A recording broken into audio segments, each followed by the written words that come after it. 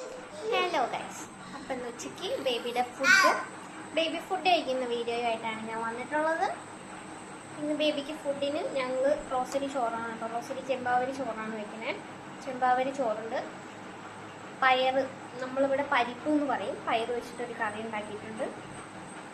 ഇത് അവിയലാണ്, അത്യാവശ്യം വെജിറ്റബിൾസൊക്കെ ആഡ് ചെയ്തിട്ടുള്ള ഒരു അവിയലുണ്ട്.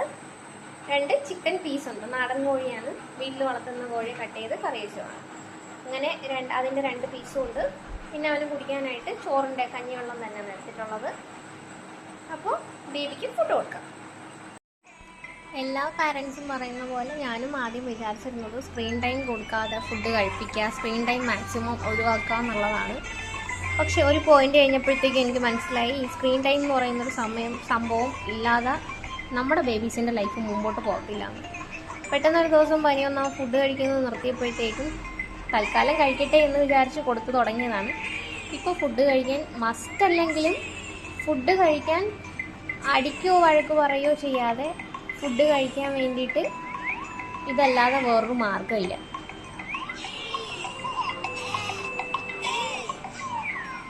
ഫോണിന് അഡിക്റ്റ് അല്ല, സ്ക്രീൻ ടൈമിന് അഡിക്റ്റ് അല്ല. എന്നാലും സ്ക്രീൻ ടൈം ഉണ്ടെങ്കിൽ, അല്ലെങ്കിൽ ചോറ് കഴിക്കുന്ന ടൈമിൽ ഫോണുണ്ട്, കൊക്കോമെലൻ കാണുന്നുണ്ട് എന്നുണ്ടെങ്കിൽ ഒരു സന്തോഷം, അത്രയേ ഉള്ളൂ.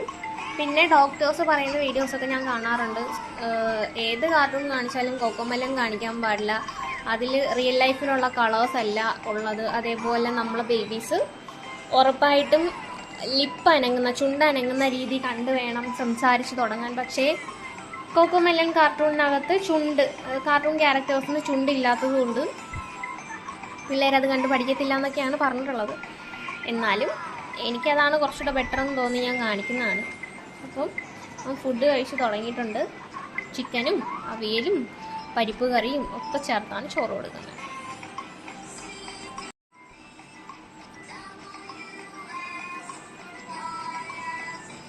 ഫുഡ് കഴിക്കാനൊന്നും ബഹളം വയ്ക്കുന്ന ഒരാളല്ല പൊതുവെ. പിന്നെ ഇത് കാണിച്ചു കൊടുക്കുന്നു എന്നുള്ളതേ ഉള്ളൂ. ഞാൻ ഏറ്റവും കൂടുതൽ പ്രയോറിറ്റി കൊടുക്കുന്നത് ബേബിയുടെ ഫുഡിൽ എപ്പോഴും വെജിറ്റബിൾസ് ആഡ് ആയിരിക്കണം എന്നുള്ളതാണ്. അതേപോലെ ചോറിൻ്റെ അളവ് കുറച്ച് വെജിറ്റബിൾസിൻ്റെ അളവ് കൂട്ടുക, അതായത് കറിയുടെ അളവ് കൂട്ടി ചോറിൻ്റെ അളവ് കുറച്ച് കൊടുക്കാമെന്ന്. അപ്പം ഞങ്ങൾ കഴിച്ചിട്ട് വരാം. എൻ്റെ ബേബിക്ക് മുട്ടയും പാലും അലർജിയാണ്. അവൻ ആ ഫുഡിന് അലർജിക് റിയാക്ഷൻസ് കാണിക്കുന്നതുകൊണ്ട് ആ ഫുഡ് ഒഴിവാക്കിയിട്ട് ഇടയ്ക്കിടയ്ക്ക് മീനും ചിക്കനും എന്തായാലും ഉണ്ടാവും. വീക്ക്ലി വൺസ് ചിക്കൻ ഉണ്ടാവും, മീൻ ഒരു 2 ദിവസമൊക്കെ അടുപ്പിച്ചുണ്ടാവും. എന്നാലും മാക്സിമം വെജിറ്റബിൾസും ഫ്രൂട്ട്സും തന്നെ അവന് കൊടുക്കാൻ വേണ്ടിയിട്ട് ഞാൻ പ്രത്യേകം ശ്രദ്ധിക്കാറുണ്ട്.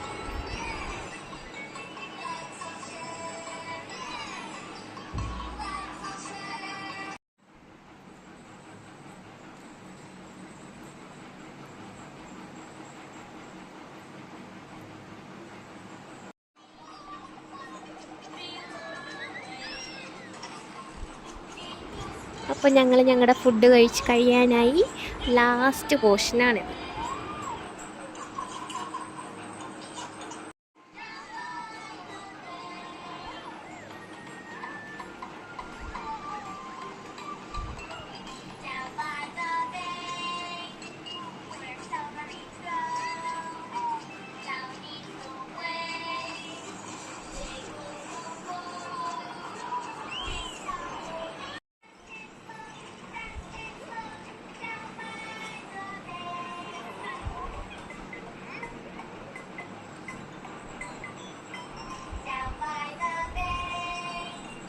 ഫുഡ് കഴിക്കുന്നതിന് മുന്നേയും കഴിച്ച് കഴിഞ്ഞതിന് ശേഷവും മാത്രമേ വെള്ളം കൊടുക്കത്തുള്ളൂ. ഇതിനിടയിൽ അവൻ വെള്ളം ചോദിക്കുകയാണെങ്കിൽ മാത്രമേ ഞാൻ കൊടുക്കൂ. പിന്നെ ഫുഡ് കഴിച്ച് കഴിഞ്ഞതിന് ശേഷം നല്ലോണം വെള്ളം കൊടുക്കും. അത്യാവശ്യം നല്ല രീതിക്കാവും മതി എന്ന് പറയുന്ന സമയം വരെയും വെള്ളം കൊടുക്കും. വെള്ളം കൊടുക്കാനായിട്ട് പ്രത്യേകം ശ്രദ്ധിക്കുക. എപ്പോഴും പിള്ളേർ വെള്ളം